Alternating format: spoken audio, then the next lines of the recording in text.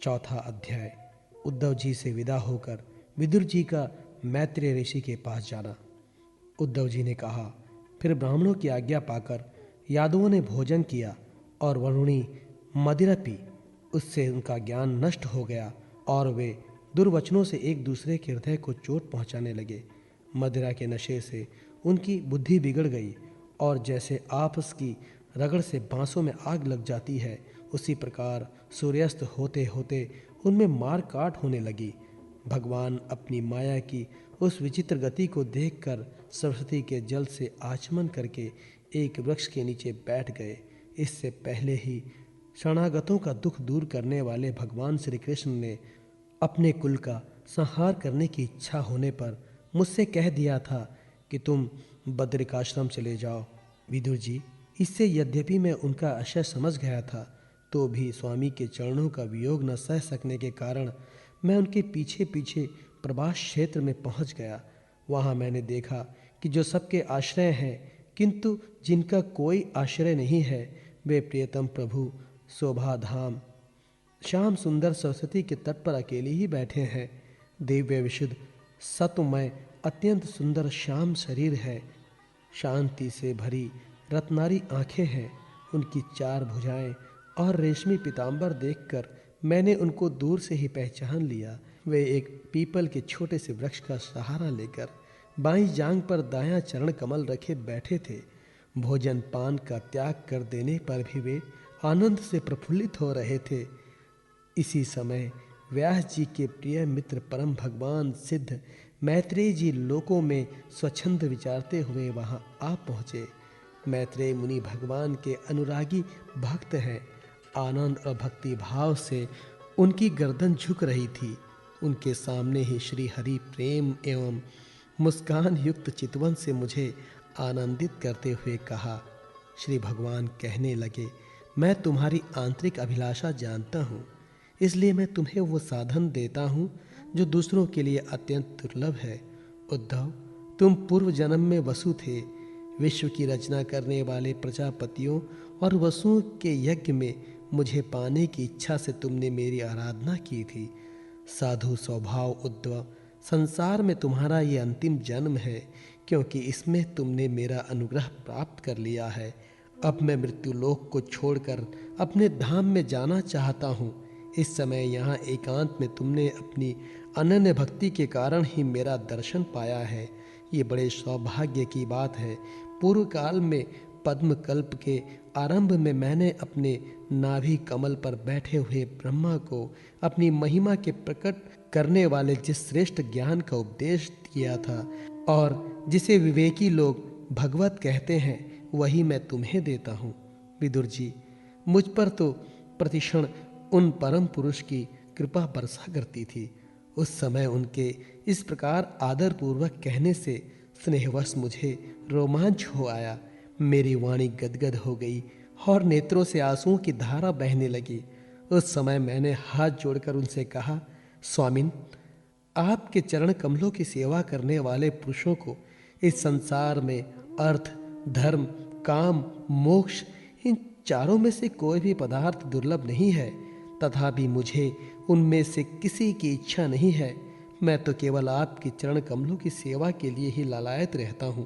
प्रभु, आप निष्प्रह होकर भी कर्म करते हैं, अजन्मा होकर भी जन्म लेते हैं, काल रूप होकर भी शत्रु के डर से भागते हैं और द्वारका के किले में जाकर छिप रहते हैं, तथा स्वात्मा राम होकर भी 16,000 स्त्रियों के साथ रमण करते हैं।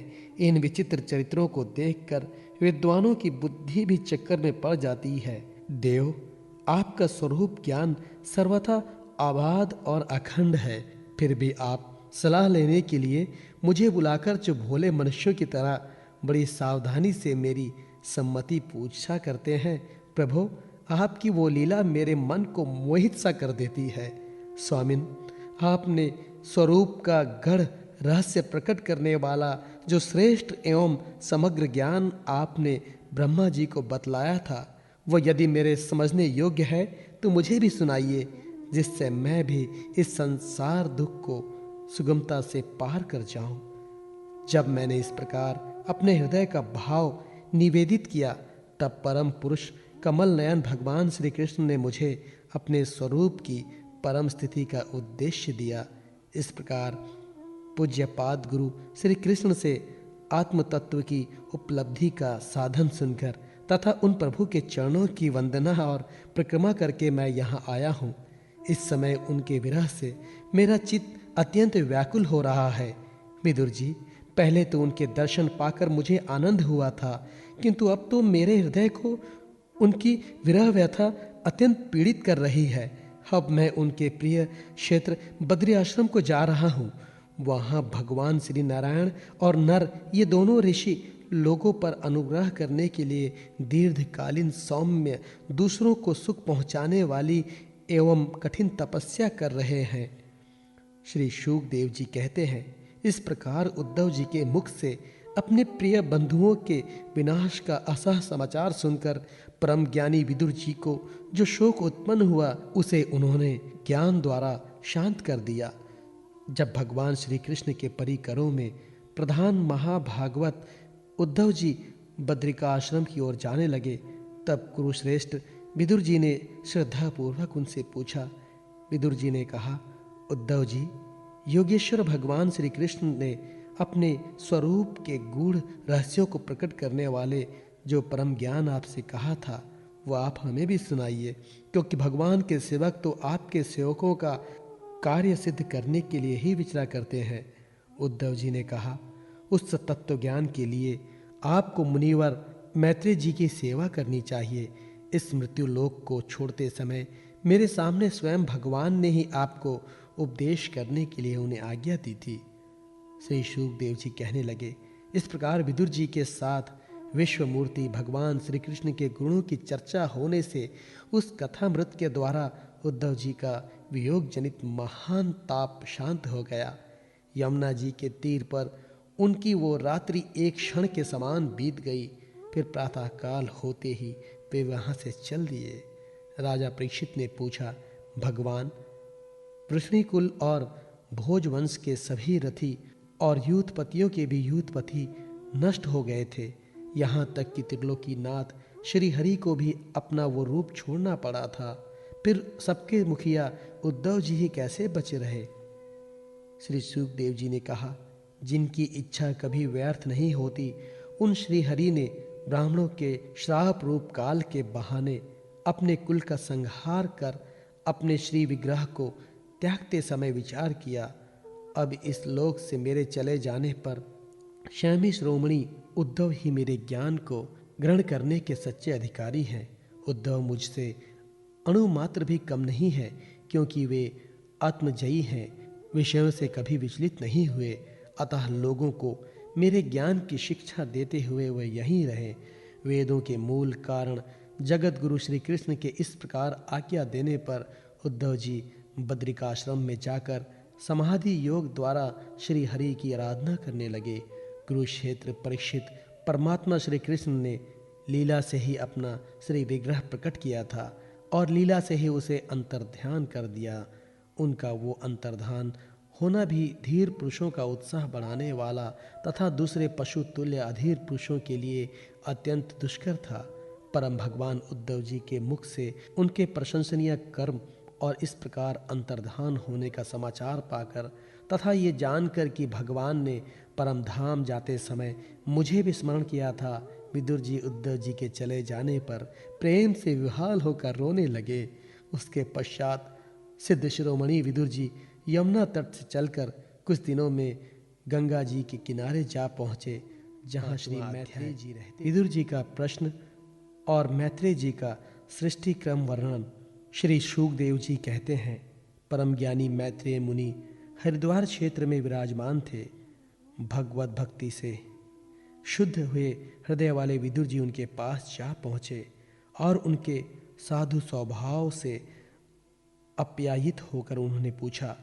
विदुर जी ने कहा, भगवान, संसार में सब लोग सुख के लिए कर्म करते हैं, परंतु उनसे ना तो उन्हें सुख ही मिलता है और ना ही उनका दुख ही दूर होता है, बल्कि उससे भी उनके दुख की वृद्धि होती है।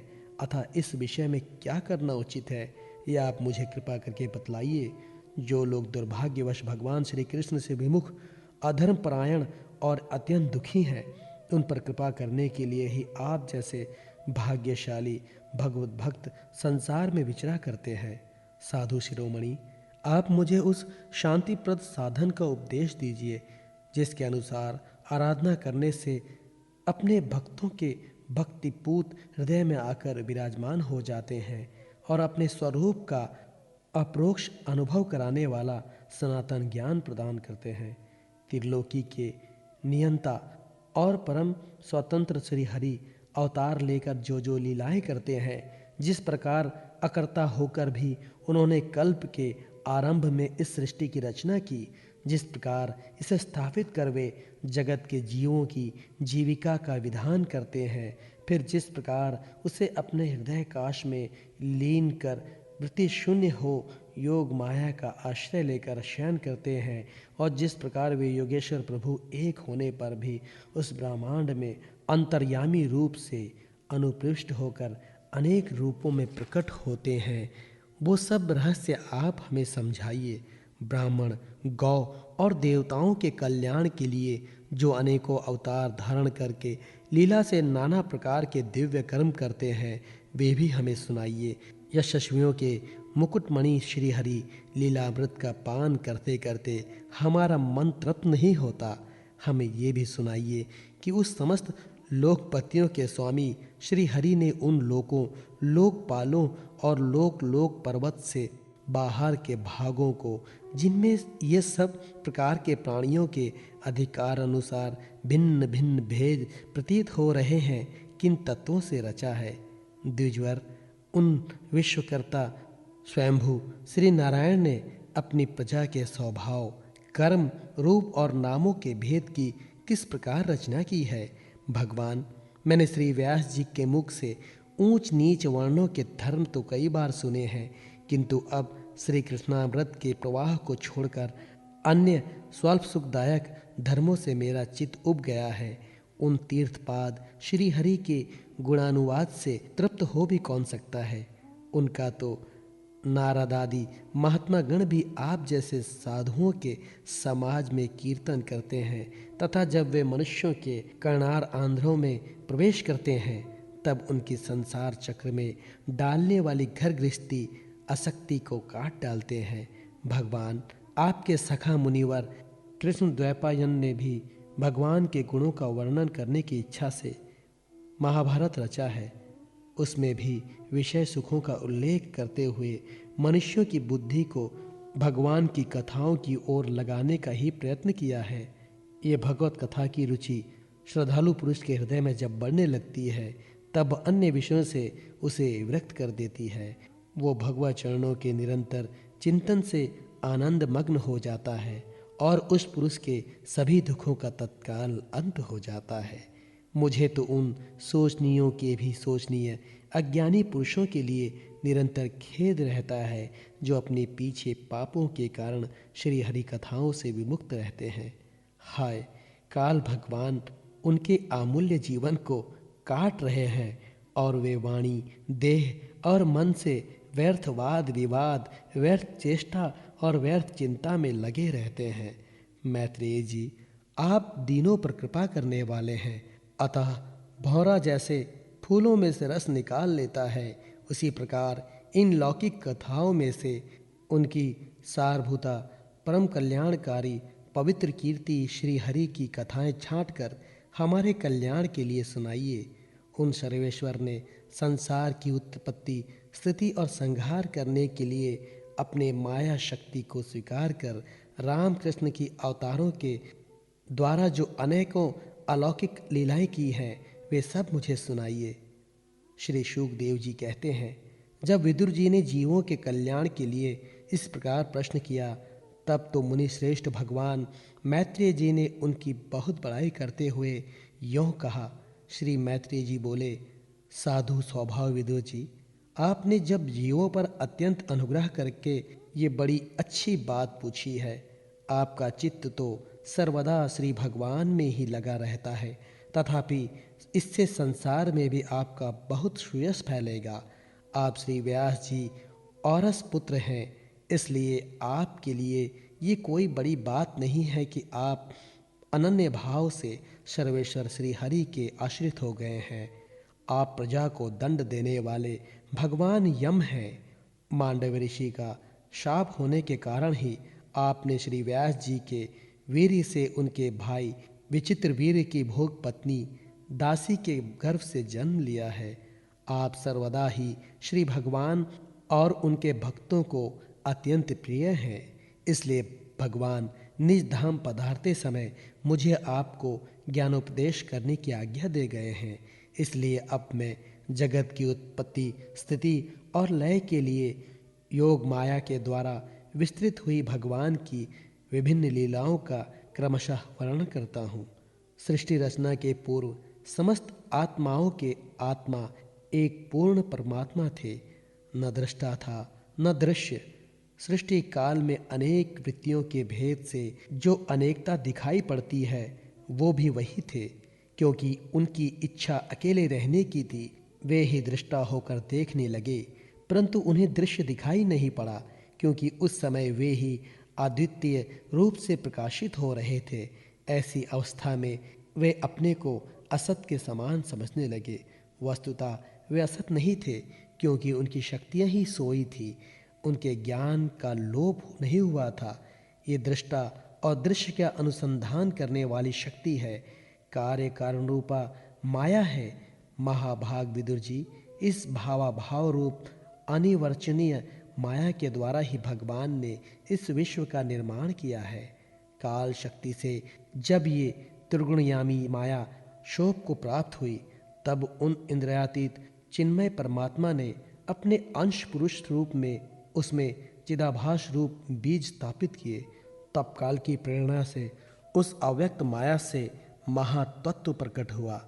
वो मिथ्या अज्ञान का नाशक होने के कारण विज्ञान स्वरूप और अपने में सूक्ष्म रूप से स्थित प्रपंच की अभिव्यक्ति करने वाला था। फिर चिदाभास गुण और काल के अधीन उस महातत्व ने भगवान की दृष्टि पड़ने पर उस विश्व की रचना के लिए अपना रूपांतर किया। महातत्व के विकृत होने पर अहंकार की उत्पत्ति हुई, जो कार्य कारण और कर्ता रूप में होने के कारण भूत, इंद्रिय और मन का कारण है। वो अहंकार वैकारिक, तेजस और तामस भेद से 3 प्रकार का है। अतः अहं तत्व में विकार होने पर वैकारिक अहंकार से मन और तन से विषयों का ज्ञान होता है। वे इंद्रियों के अधिष्ठता देवता हुए। तेजस अहंकार से ज्ञानेंद्रियां और कामेंद्रियां हुई तथा तामस अहंकार से सूक्ष्म भूतों का कारण शब्द तन्मात्र हुआ और उससे दृष्टांत रूप से आत्मा का बोध करने वाला आकाश उत्पन्न हुआ। भगवान की दृष्टि जब आकाश पर पड़ी, तब उससे फिर काल, माया और चिदाभास के योग से स्पर्श तन्मात्र हुआ और उसके विकृत होने पर उससे वायु की उत्पत्ति हुई। अत्यंत बलवान वायु ने आकाश के सहित विकृत होकर रूपंत मात्र की रचना की और उससे संसार का प्रकाशक तेज उत्पन्न हुआ। फिर परमात्मा की दृष्टि पड़ने पर वायु युक्त तेज ने काल, माया और चिदंश के योग से विकृत होकर रस तंत्र मात्र के कार्य जल को उत्पन्न किया। तदांतर तेज से युक्त जल ने ब्रह्मा के दृष्टिपात होने पर काल, माया और चिदंश के योग से गंध गुणयामी पृथ्वी को उत्पन्न किया। विदुर जी, इन आकाश आदि भूतों में से जो जो भूत पीछे उत्पन्न हुए हैं, उनमें क्रमशः अपने पूर्व भूतों के गुण भी अनुगत समझने चाहिए। ये महातत्ववादी के अभिमानी, विकार, विपेक्ष और चेतनांत विशिष्ट देवगण श्री भगवान के ही अंश हैं, किंतु पृथक पृथक रहने के कारण जब वे विश्व रचना रूप अपने कार्य में सफल नहीं हुए, तब हाथ जोड़कर भगवान से कहने लगे। देवताओं ने कहा, देव, हम आपके चरण कमलों की वंदना करते हैं। ये आपकी शरण में आए हुए जीवों का ताप दूर करने के लिए छत्र के समान है तथा इनका आश्रय लेने से यतिजन अनंत संसार दुख को सुगमता से ही दूर फेंक देते हैं। जगतकर्ता जगदीश्वर इस संसार में ताप त्रय से व्याकुल रहने के कारण जीवों को जरा भी शांति नहीं मिलती। इसलिए भगवान, हम आपके चरणों की ज्ञानमयी छाया का आश्रय लेते हैं। मुनिजन एकांत स्थान में रहकर आपके मुख कमल का आश्रय लेने वाले वेद मंत्र स्वरूप पक्षियों के द्वारा जिनका अनुसंधान करते रहते हैं तथा जो संपूर्ण पाप नाशिनी नदियों में श्रेष्ठ श्री गंगा जी के उद्गम स्थान है, आपके उन परम पावन पाद पद्मों का हम आश्रय लेते हैं।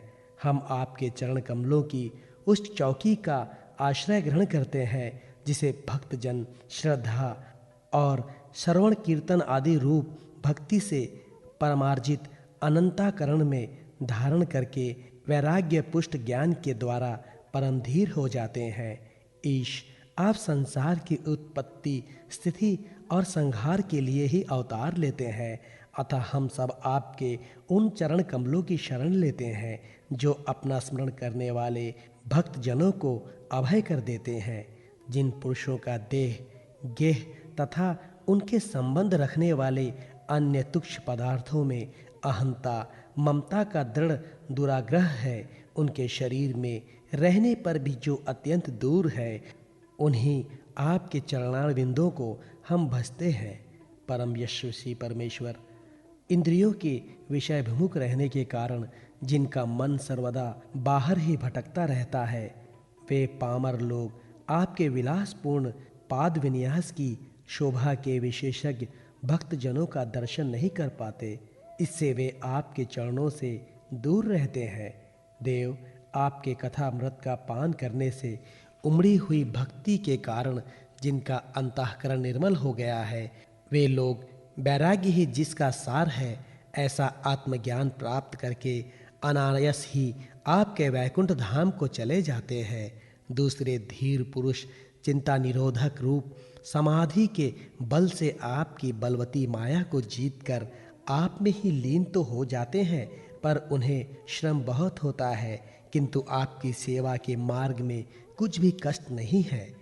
आदिदेव, आपके सृष्टि रचना की इच्छा से हमें त्रिगुणामय रचा है, इसलिए विभिन्न स्वभाव वाले होने के कारण हम आपसे मिल नहीं पाते और इससे आपकी क्रीड़ा साधन रूप ब्रह्मचंडी रचना करके उसे आपको समर्पित करने में असमर्थ हो रहे हैं।